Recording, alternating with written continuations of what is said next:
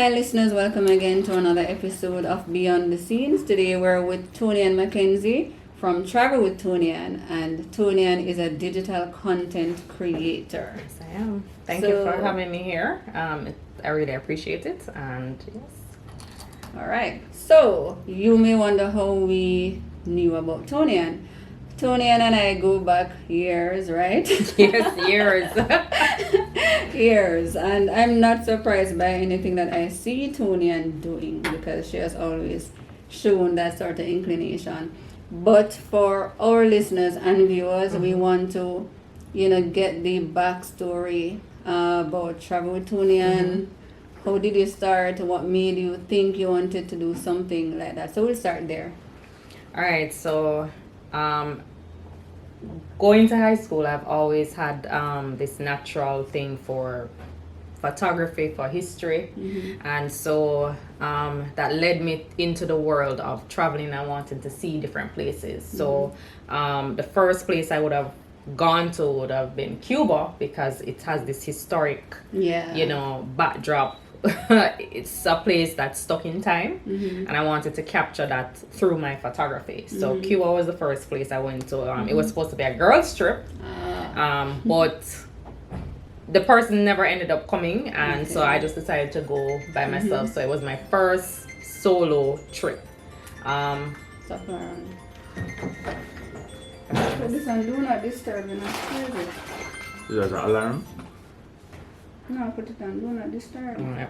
I don't know why it's Put on silent. This is weird. Never happened before. If it's somebody who in your favorite contact, it's gonna come through same way. But if them in there, I never may put them in there. Well, I don't know. Alright, let me turn it off. Yeah? Should be on the safe side.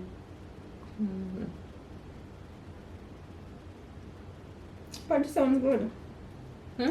It sounds good so far. I wanna know what year you went to Cuba. So should I leave it or start over? You remember your stuff? You can start fresh from the question. If you remember the question. So leave what's there and Yeah, start. do over Okay. it. Just continue. Alright. So it'll go just record. Start the question. Answer the question again. Yeah. Make it try and ask so natural, like when you just started. So the last question, start from the top. Alright, so Toni-Ann, tell us about how you became a digital content creator. What caused you to become interested in that? All right, so I became interested in it through my love of capturing content, creating travel stories. My love for history, my love for photography got me into this whole travel industry. So the first place I went to, which was in 2015, was Cuba. It was supposed to be a girls trip. It didn't end up like that. So I ended up going by myself as a solo traveler, female traveler. Solo female traveler from the Caribbean. People were like, "Oh, don't go because it's not safe or whatever." But you're a female. I'm a female. I don't speak Spanish. Wow. No hablo, whatever. But I still went. I had fun, and I went there because I wanted to capture the whole culture of Cuba. Because I don't know if you knew, I did history up to A level. And I got a B. Wow. I got a B, and from A to E is a pass, so I got a B. So at that time. So history was something that was very integral in my life. Yeah. And photography. So I started there with Cuba, and then from there I went to Cambodia, Vietnam, just taking photos and capturing all these wonderful scenes. And so I decided to start this page, Travel with Toni-Ann, because I wanted to encourage people to travel, Jamaican people like myself, or the ordinary Jamaican, to travel, and it can be done. It's possible, so, and that's how Travel with Toni-Ann was born. So what year did you start the page? I started it about 2 years ago.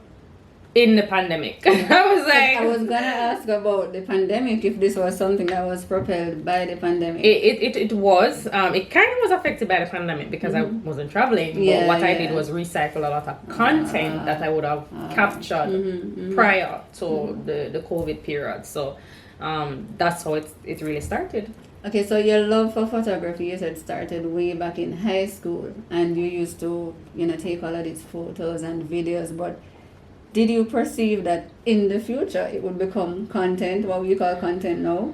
No. So I actually started photography when I was at Edna Manley School of Art. Okay. I did it as an elective. I have a degree in visual communications, which is graphics, but I did photography as a backup. Yeah. No, I was just, even when I was at Edna Manley, I would take photos of Jamaican churches, just historic sites, and I just have them there, and I didn't really see it as content. I more saw it as documenting. So, but now we're in an age where everything is just in your face on Instagram. People digitalized. Everything is digitalized. People want to, well, the page actually took a shift because now it's not only encouraging Jamaicans to travel overseas, but encouraging people overseas to come to Jamaica. So if the tourist board is out there, I am the ambassador for that. So So going back, you have a degree in visual communication. What exactly is that? That's graphic design. Oh, that's graphic pretty design. much it's graphic design. So I work as a graphic designer. I also freelance as a photographer and also as a content creator. So for travel. So you're multifaceted. When you left Edna Manley, did you automatically do something affiliated with your degree? Yes, I did. I actually worked at about 2 printeries, and then after that I transitioned into the financial sector. So I worked at 2 different financial institutions. I do know.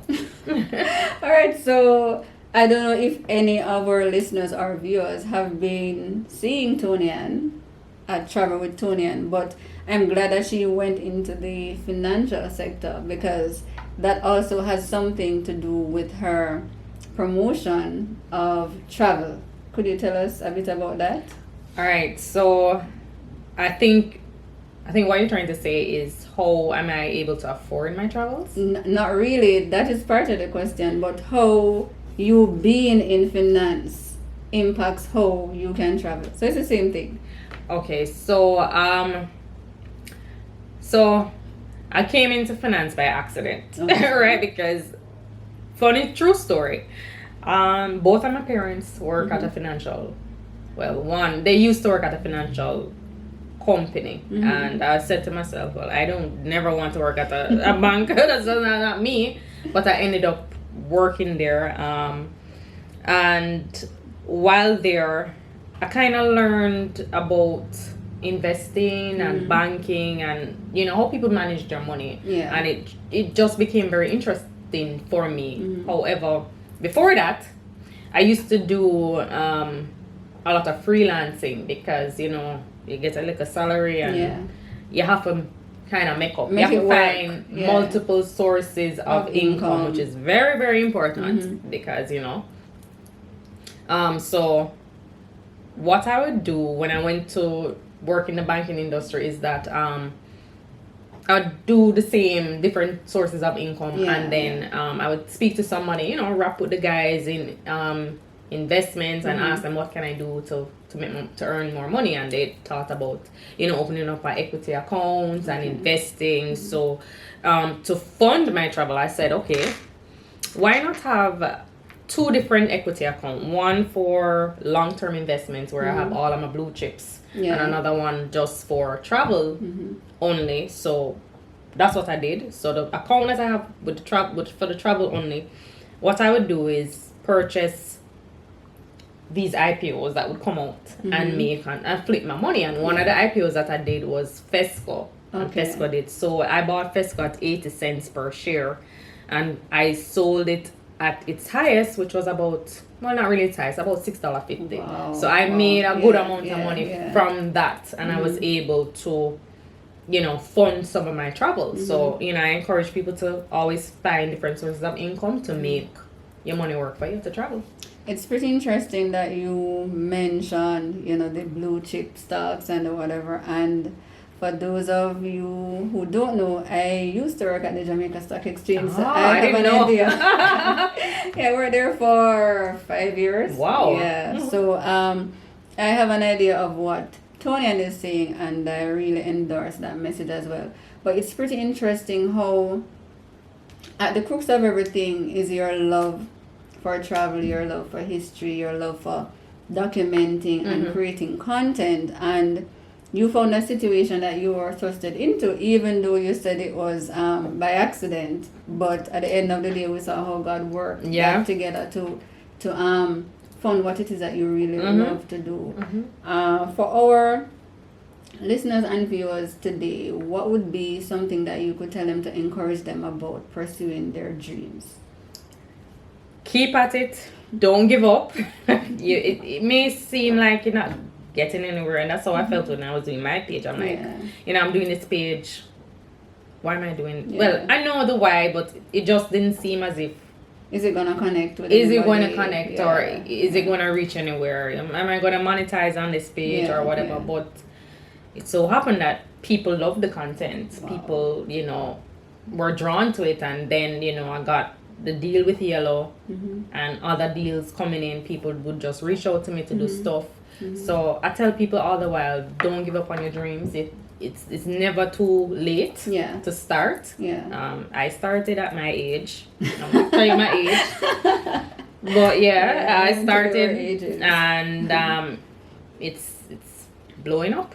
So one of the good things I appreciate about COVID, and you mentioned starting at your age, and it's the opportunity for every single person. You're a parent who probably never went to school, never finished your education, but there's some big dream inside that you never got to do. It's like COVID brought the digital divide sort of closer, and now persons are able to look at a Toni-Ann. Okay, what is a digital content creator? Oh, she takes photos. That's not only it.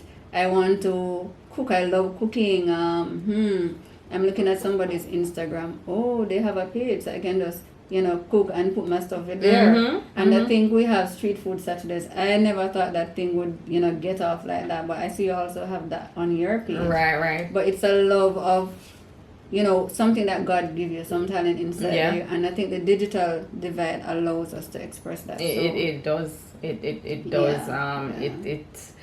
As you said, COVID has opened up so many doors for this digital, because you're at home, you spend most of your time on your phone, so you're there just scrolling on your TikTok. That's me before I go to my bed, getting inspiration and laughing, and it's a form of entertainment. So people, are just so open to the whole digital world of things, and that's where things are going. And you said something pretty interesting before, and we just mentioned TikTok. So I'm seeing something, and I find it very funny. But then me finding it funny is putting money into someone else's pocket. It is. And you said before, how do I monetize this thing? So could you probably give us, maybe not all the secrets, but how, for the person out there with a dream, the young or the old person who wants to do something, what are some of the tips that you could give them? All right, some of the tips I can share. So monetizing on social media is kind of different. In Jamaica, it's kind of different from monetizing overseas. Yeah, Let's true. just get that straight. That is we true. don't reach there yet, but because people, it's kind of a new playing field for us as Jamaicans. So for me in Jamaica, it's more aligning with brands, because what is happening is we're in a field of digital marketing where brands realize it's cheaper to connect or advertise with, I don't like to say this word, an influencer. So you have a Rush Cam, a Tiana, a Quiet Period. Those brands brands will reach out to them and say, hey, I have this new product, can you unbox it for me and show your 400 and something other followers. And it connects because it's cheaper for them, the brands, one, because they don't have to go on Facebook. They don't have to advertise. Develop a campaign. They don't have to, right? Because those influencers already have the audience. Yeah. They already have the trust, which is very important because when people trust you, they will just buy it. So that's one way, connecting with a brand. It may be that a hotel coming out and they wanted to feature their place or so. They may say, okay, come and stay for 3 nights for free or whatever, and you can monetize through that way. So it's basically connecting with a brand right now. That's the way I see it, and that has worked for me. So with Yellow, they want to feature a parish every month. They will come and they pay me and say, hey, this is your money, do your thing, and that's what I do. Right, and I create content for them. I do a blog, I do my Instagram posts, and it works for them. So they're getting the followers through me, and they're working through me, and it's a great partnership. I want to ask though, you mentioned about the difficulty in monetizing in Jamaica versus the international sphere, and I know for me, even having my podcast, that it was so what it is, I'm still experiencing difficulty monetizing it in terms of how persons are able to donate. And you find that platforms that are there to donate from are not supported by Jamaica. It has to be something generated in the US and so on. So I find that kind of challenging. But is there anything that you tried that you found difficult that you could probably advise our listeners, viewers, maybe don't go that route? Can't think of any. Can't think of any right now. Yeah. But it's very difficult even to get paid, and so it's it's extremely difficult. It's hard to get the funds out of something that's US based into Jamaica, right? And even if you have clients who are overseas who want to pay using their card or whatever, you don't want to go to a Western Union. You want them to cash up or use a Zelle or whatever. You're right, and your money gets stuck there. So I mean, I think we need to work through that so that the creatives can get paid. And I've seen our Prime Minister pushing for this digital economic means, and I think as well that they're doing the digital currency, so and having the platforms where persons can transfer funds and so on. So I think that's something that we can look into as a country, so that Jamaica not only gets on the platform through tourism and agriculture, but these young persons that you want to reach who have something inside of them, who are created for this particular age that some of us didn't know that would see, that they get the platform to express themselves. So I'm happy that you mentioned that. Toni-Ann, could you tell us the different platforms that you have? Because in addition to your Travel with Toni-Ann, I know that you're so much more than that. What else would you like to tell our viewers about yourself? What other platforms you have, etc.? All right, so I'm on Instagram, big. I'm on TikTok. Not much activity going there. I have a website, and I'm also on YouTube. Okay. And I use the different platforms for different things. So YouTube was more trying to get into the whole education of educating other creatives like myself. Okay, wonderful. On how to, start a page, how to monetize, how to, etc., etc. TikTok is really repurposing Instagram on TikTok. That's it. My website is have my blogs and information about me.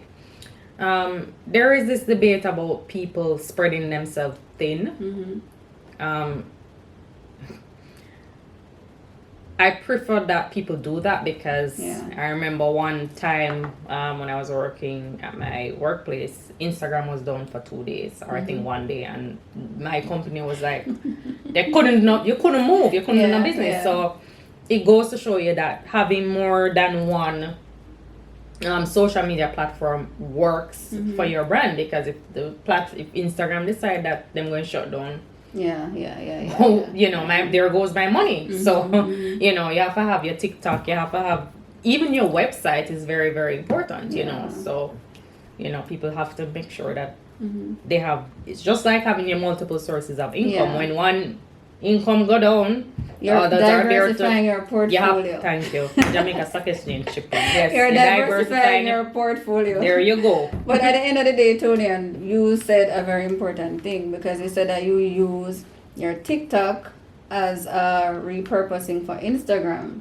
But on your YouTube, it's not Travel with Toni-Ann that you're doing there. Yeah, it is travel. Yeah, it is Travel with Toni-Ann, but it's more of an educational stuff. Okay, so the plan, the how to. If you want to come to Jamaica, the safety tips that to take, because a lot of people, you know, always messaging me about safety in Jamaica and where to go, you know. So that is what is the same Travel with Toni-Ann, but also helping creatives as well, you know. Yeah, and your website also offers something in addition to the traveling. So. All right, so since you have started this journey, though, have you been getting a lot of requests from Jamaicans who want you to maybe plan trips for them to go overseas? Are you getting requests from overseas to plan trips for persons to come here? Interestingly, most of the people who follow me on Instagram are people overseas. Oh, wow. Yes, 70% of the persons who follow me are people from overseas. So a lot of people will message me about Jamaica. Okay. I don't really get Jamaicans asking me. You have one and two, but not much. It's really people overseas looking to come to Jamaica, and they're like, hey, you know, I want to go in Mobile, you know, where can I stay, and whatever. And they always want to go Mobile or Outers. I don't know why. Kingston is very that's nice. The only thing advertised. But Kingston is nice as well. So Jamaica, the North Coast. Yeah. So it's mainly people overseas. So in relation to those messagings, have you capitalized on any of those? Have you planned any trips? More than two, yeah. I have planned trips for people. The challenge that I have is I don't book for them. I just create an itinerary because it's I'm not there yet. I'm gonna get there, but it's not there yet. Because I was just about to ask you, what do you see for yourself in the future in terms of content creation and Toni-Ann as a person? Definitely starting my own travel business. To what extent I haven't really figured it out as yet, but I want to do something where, you know, I travel with people. So like if you're coming down and you want somebody to go with you on your tours or whatever, I'll be that point person. So you know, that's a major deal. I'll have the driver, everything. I'll book everything for you. I'll let you have a unique experience, and that's just it for me. You know, I want people to have a unique experience. Tell us about support in terms of, you know, your family, your friends. Did you find it difficult to get support for what you wanted to do? Absolutely not. I have a lot of support. My family really they have been encouraging me to do this. You know, my father believes it's a God-given talent that I have that I must capitalize on. So, you know, I definitely have the support. And I like that, you know, because traditionally, you know, we are interested in not only the office occupations, because they're not professions. Everywhere you go is a different job title that you have, but you know, go to university, you become a doctor, a lawyer, an Indian, and in Jamaica we say a chief. But I find that in this day and age that persons are designed with different things. It's not the customary doctor, lawyer, stuff like that.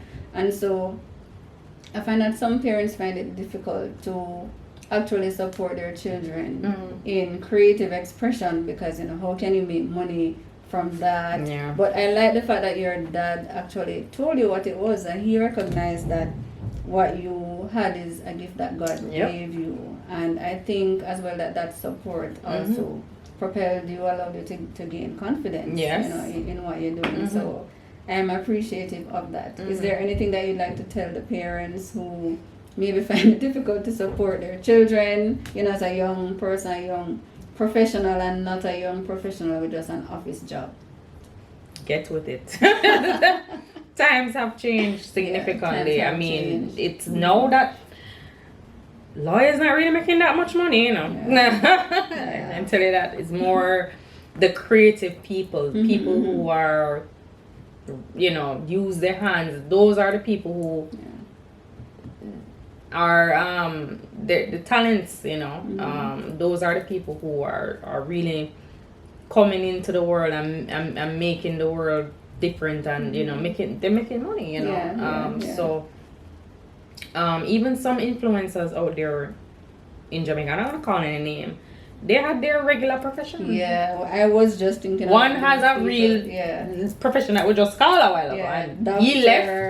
Lawyer. He's a lawyer, and he left, and him doing this thing full time. I mean, every day I'm going to a hotel, and he's making money, you know. But you find that you're more happy.